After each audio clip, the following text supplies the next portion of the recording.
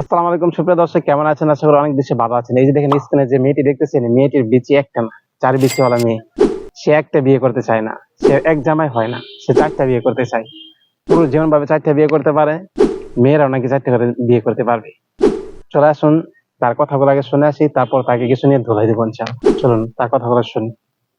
আমি তো already Sunny Leone হয়ে গেছি, কারণ আমাকে হচ্ছে কমেন্ট বক্সে অনেক বেশিরভাগ কমেন্টই আসে যে সানি লিওন। তো আমার তো ভালোই লাগে যে সানি লিওন কিন্তু দেখতে অনেক সুন্দর। তো যদি আমি ওইরকম সুন্দর হই তাহলে প্রবলেম কি? টিকটকে অনেকেই বলে, তো অলরেডি আমি হয়ে গেছি, আমার আর ভালো লাগবে না। তাহলে আপনি বলতে চাচ্ছেন যে আপনি বাংলাদেশের সানি লিওন? হ্যাঁ, অবশ্যই। আপনি কি শুনতে হ্যাঁ, আমি তো অবশ্যই বাংলাদেশের সানি লিওন, কারণ হচ্ছে ও ইন্ডিয়া যে দেশটা সেখানে হচ্ছে সানি লিওন কাঁপাচ্ছে, কারণ সব নায়িকার থেকে সুন্দর, সব নায়িকার থেকে দেখতে আকর্ষণীয়। তো অবশ্যই আমিও ওইরকমই হব। আমি চাবো যে বাংলাদেশে আমি হিট নায়িকা হব।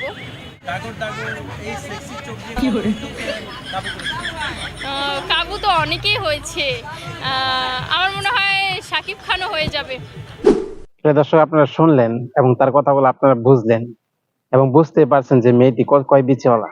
আমি ভুল বলছি নাকি মিথ্যা বলছি সেটা আপনারা বিচার করবেন। তার আগে একটি কথা বলে নেই, এই মেয়েটি যদি চারটে বিয়ে করে, চারজন পুরুষের সাথে যদি সে রাত কাটায়, চার পুরুষের ঘরে যখন সন্তান হবে, তো সন্তানটা বাবা কাকে বলে পরিচয় দিবে?